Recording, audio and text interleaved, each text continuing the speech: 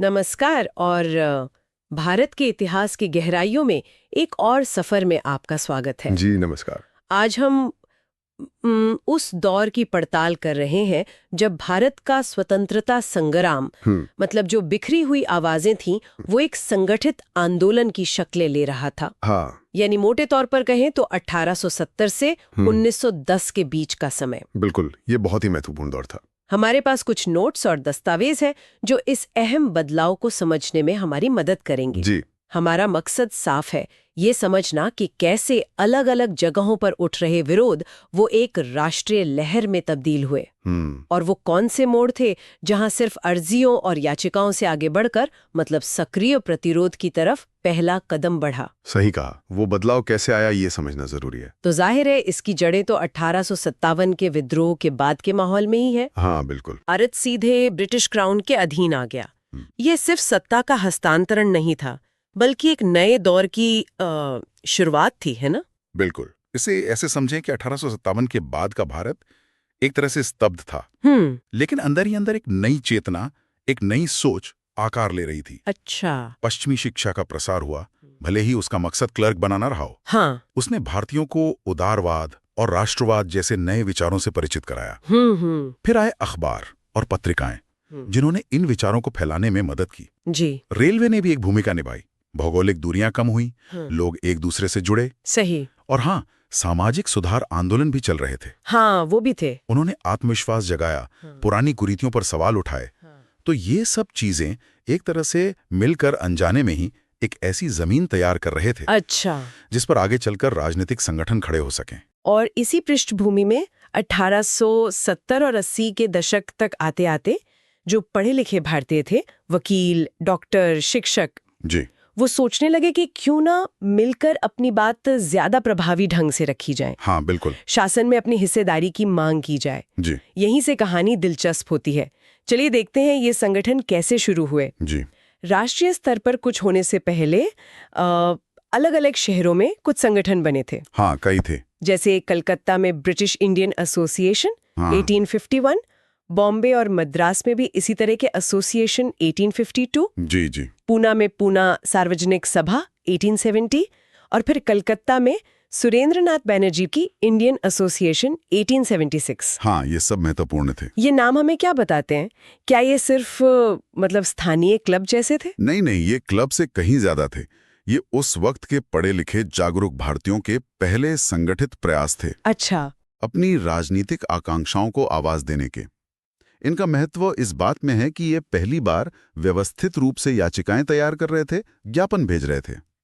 लेकिन यहाँ एक महत्वपूर्ण नुक्ता है। क्या? इनका दायरा ज्यादातर क्षेत्रीय था और इनकी सदस्यता मुख्य रूप से उच्च वर्ग और शिक्षित लोगों तक ही सीमित थी। अच्छा, मतलब आम जनता तक पहुंच नहीं थी उतनी नहीं थी शुरुआत में। और उनकी मांगे भी ब्रिटिश शासन के भीतर सुधारों की थी। जैसे कि? जैसे सिविल सेवा परीक्षा भारत में भी हो ताकि ज्यादा भारतीय उसमें बैठ सकें, या फिर विधान परिषदों में कुछ और भारतीय सदस्य लिए जाएं। वो अभी व्यवस्था को उखाड़ फेंकने की बात नहीं कर रहे थे, बल्कि उसमें अपनी जगह बनाने की कोशिश कर रहे थे, कह सकते हैं। तो ये क्षेत्रीय प्रयास चल रहे थे। लेकिन फिर आया दिसंबर 1885। हाँ, एक ऐतिहासिक पल। एक ऐसा पल जिसे भारतीय इतिहास में एक मील का पत्थर माना जाता है। देश के अलग अलग कोनों से नेता बॉम्बे में इकट्ठा हुए और एक अखिल भारतीय राजनीतिक संगठन की नींव रखी। जी हाँ। ये अचानक कैसे हुआ? क्या उन क्षेत्रीय संगठनों की कोई कमी थी जिसे ये नया संगठन पूरा करना चाहता था? बहुत अच्छा सवाल है। देखिए, उन क्षेत्रीय संगठनों ने जमीन तो तैयार की, हाँ, लेकिन उनमें अखिल भारतीय समन्वय की, मतलब एक नेशनल कोऑर्डिनेशन की कमी थी। अच्छा। वे अक्सर स्थानीय मुद्दों पर ही ज्यादा केंद्रित रहते थे। तो 1885 में जो हुआ वो एक सचेत प्रयास था, एक ऐसा मंच बनाने का जो पूरे देश के पढ़े लिखे भारतीयों को जोड़ सके और राष्ट्रीय मुद्दों पर एक साझा रणनीति बना सके। तो इसके पीछे कौन लोग थे?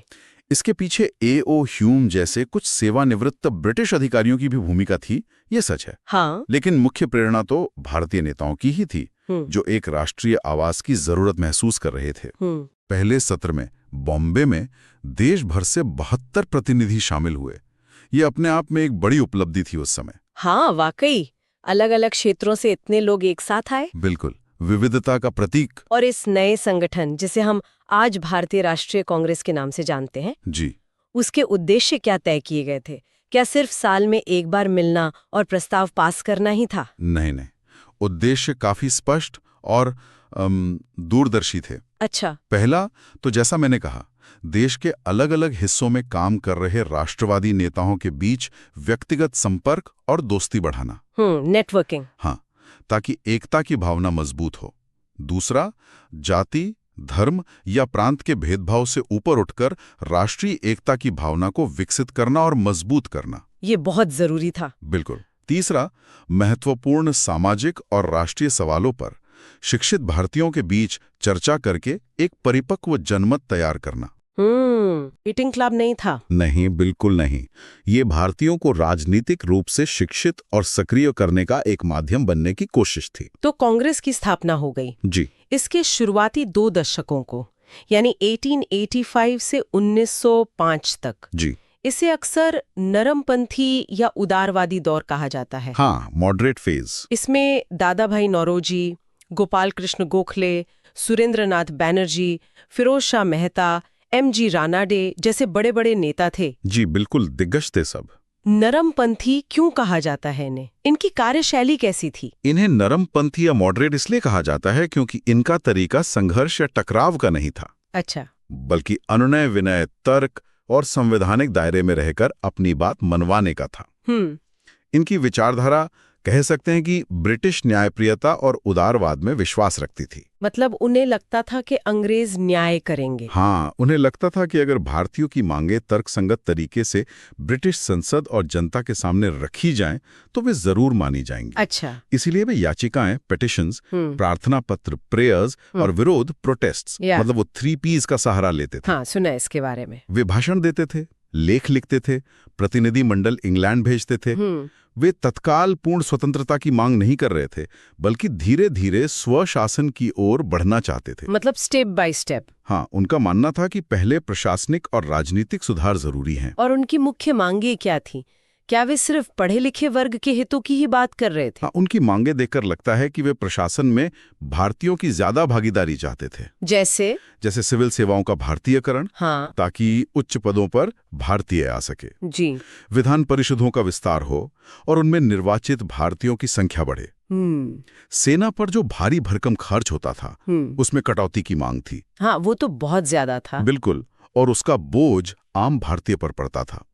तो मांग थी कि इस बचाए गए पैसे को शिक्षा, स्वास्थ्य और जन कल्याण पर खर्च किया जाए। सही। न्यायपालिका को कार्यपालिका से अलग करने की मांग भी अहम थी। हाँ। ताकि न्याय निष्पक्ष हो सके। हाँ, ये बात सही है कि ये मांगे सीधे तौर पर शायद किसानों या मजदूरों की समस्याओं से जुड़ी नहीं लगती। हाँ, वही मैं सोच रही थी। लेकिन उनका मानना था कि प्रशासन में सुधार होने से अंततः सभी को लाभ होगा। जी। एक व्यापक नजरिया था। इसी दौर में दादा भाई नौरोजी ने एक बहुत महत्वपूर्ण सिद्धांत दिया था, धन की निकासी या ड्रेन ऑफ वेल्थ का सिद्धांत। हाँ, ये बहुत ही महत्वपूर्ण था। ये क्या था और इसका क्या महत्व था? ये सिर्फ एक आर्थिक तर्क था या कुछ और भी? नहीं, ये सिर्फ एक आर्थिक तर्क नहीं था। ये, आप समझिए, ब्रिटिश राज की पूरी नैतिक बुनियाद पर एक जबरदस्त हमला था। अच्छा, कैसे? नौरोजी, जिन्हें grand old man of India भी कहा जाता है, हाँ, उन्होंने आंकड़ों और तथ्यों के साथ ये साबित किया कि कैसे भारत का धन और संसाधन लगातार ब्रिटेन की ओर बह रहे हैं। किस तरह से? अंग्रेज अधिकारियों के वेतन और पेंशन के रूप में, भारत में लगी ब्रिटिश पूंजी पर मुनाफे के रूप में, होम चार्जेस के नाम पर और एक तरफा मुक्त व्यापार नीतियों के कारण। बाप रे। उन्होंने दिखाया कि भारत की गरीबी का असली कारण ब्रिटिश नीतियां हैं। इसका महत्व ये था कि इसने पहली बार ब्रिटिश शासन के परोपकारी होने के दावे को, मतलब उनके इस क्लेम को, आंकड़ों के साथ चुनौती दी। हाँ, ये तो बहुत बड़ी बात थी। इसने राष्ट्रवादियों के हाथ में एक शक्तिशाली वैचारिक हथियार दिया, ये दिखाने के लिए कि ब्रिटिश राज असल में भारत का आर्थिक शोषण कर रहा है। इसने लोगों की आंखें खोली और राष्ट्रवाद को एक आर्थिक आधार भी दिया।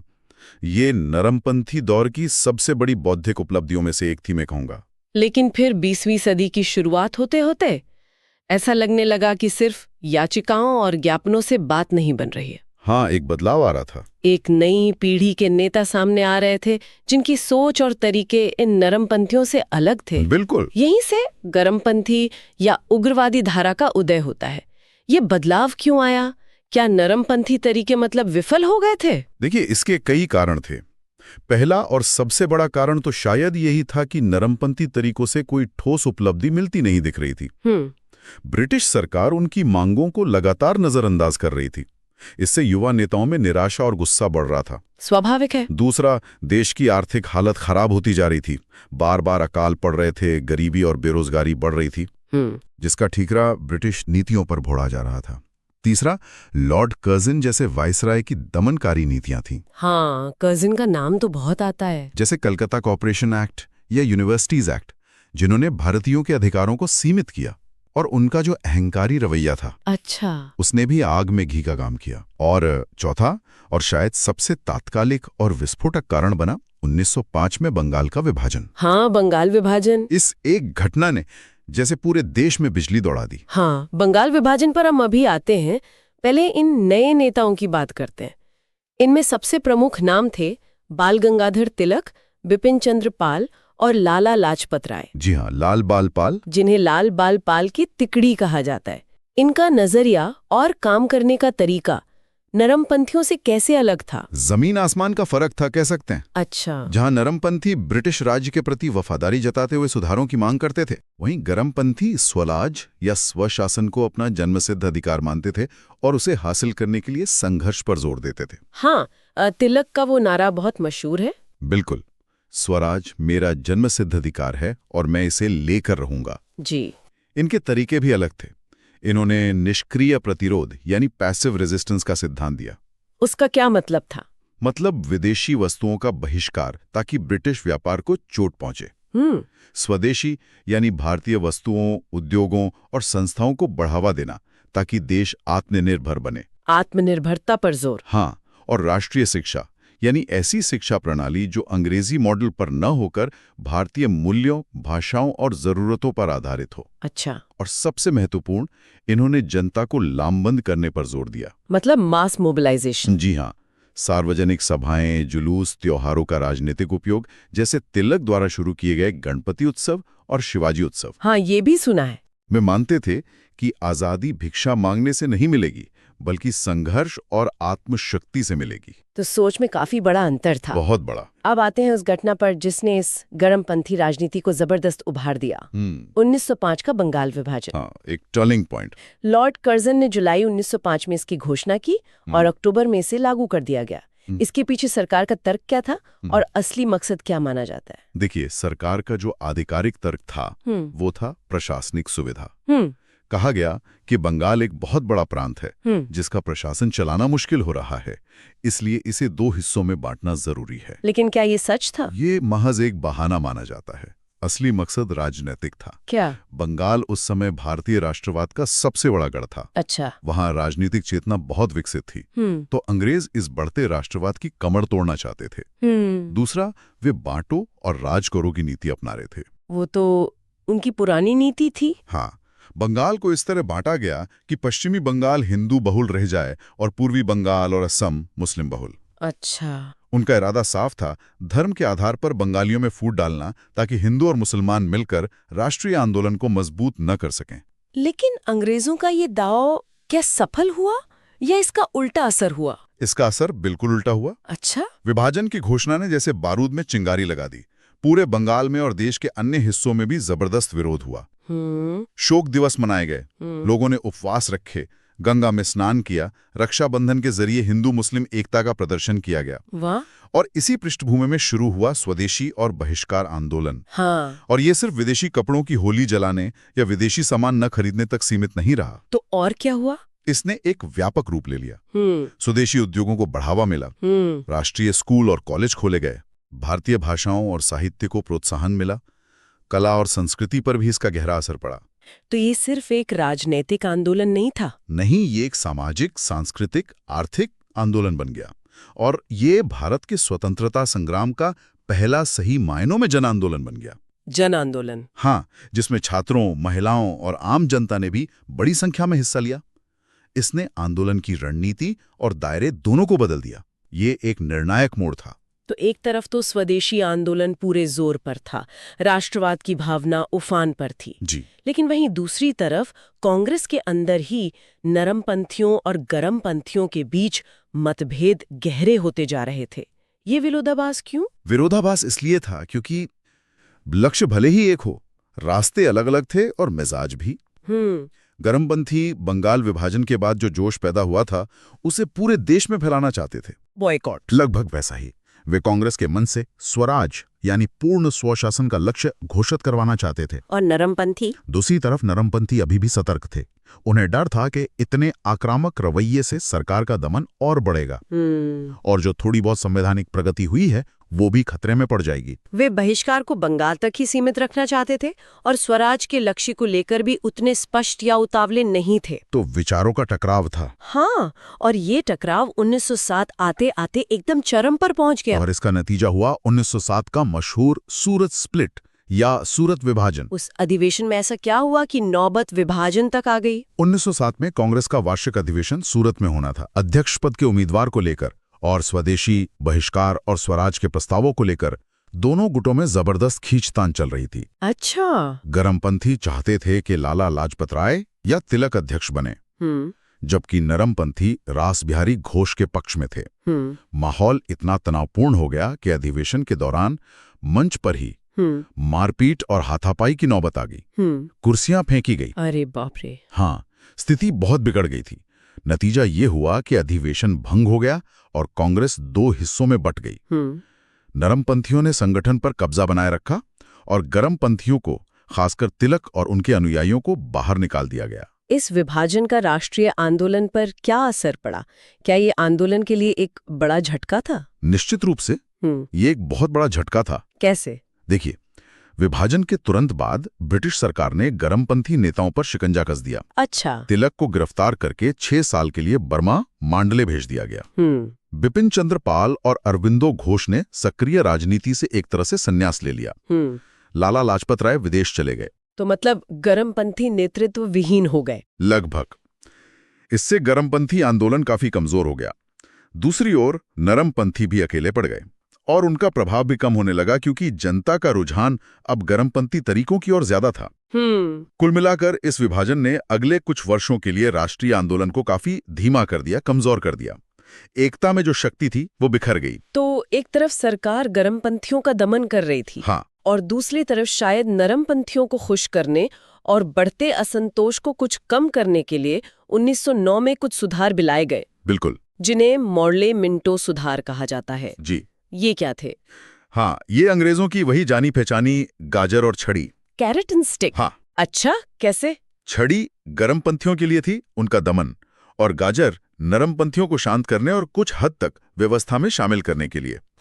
इन सुधारों का नाम तत्कालीन भारत सचिव जॉन मॉर्ले और वायसराय लॉर्ड मिंटो के नाम पर पड़ा। जी। इनके तहत केंद्रीय और प्रांतीय विधान परिषदों का आकार बढ़ाया गया।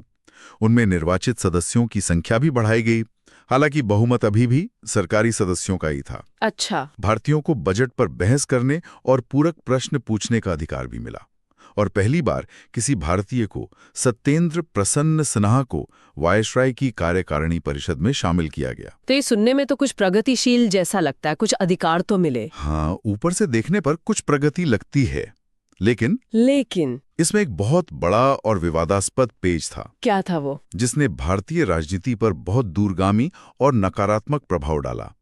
वो था मुसलमानों के लिए अलग निर्वाचक मंडल, यानी सेपरेट इलेक्टोरेट्स की व्यवस्था। इसका मतलब क्या था? इसका मतलब था कि कुछ सीटें मुसलमानों के लिए आरक्षित कर दी गई और उन सीटों पर मुस्लिम उम्मीदवार को चुनने के लिए वोट भी सिर्फ मुस्लिम मतदाता ही डाल सकते थे।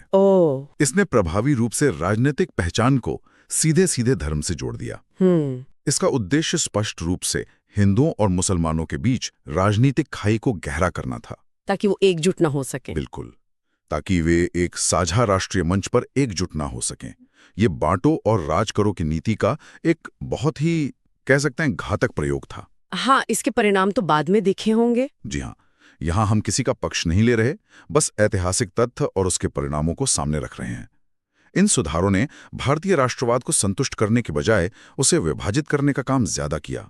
तो अगर हम इस पूरे दौर को समेटे, मतलब 1870 से 1910 तक, जी, तो ये भारतीय राष्ट्रवाद के संगठित रूप लेने का एक बहुत ही महत्वपूर्ण चरण था। बिल्कुल आधारशिला रखी गई। हमने देखा कि कैसे छोटे क्षेत्रीय प्रयासों से शुरुआत हुई, फिर 1885 में एक राष्ट्रीय मंच बना, कांग्रेस। हाँ, फिर हमने कांग्रेस के भीतर दो मुख्य धाराओं को देखा, नरमपंथी जो संवैधानिक तरीकों में विश्वास रखते थे, जी, और गरमपंथी जिन्होंने संघर्ष, बहिष्कार और स्वदेशी का रास्ता अपनाया। बिल्कुल।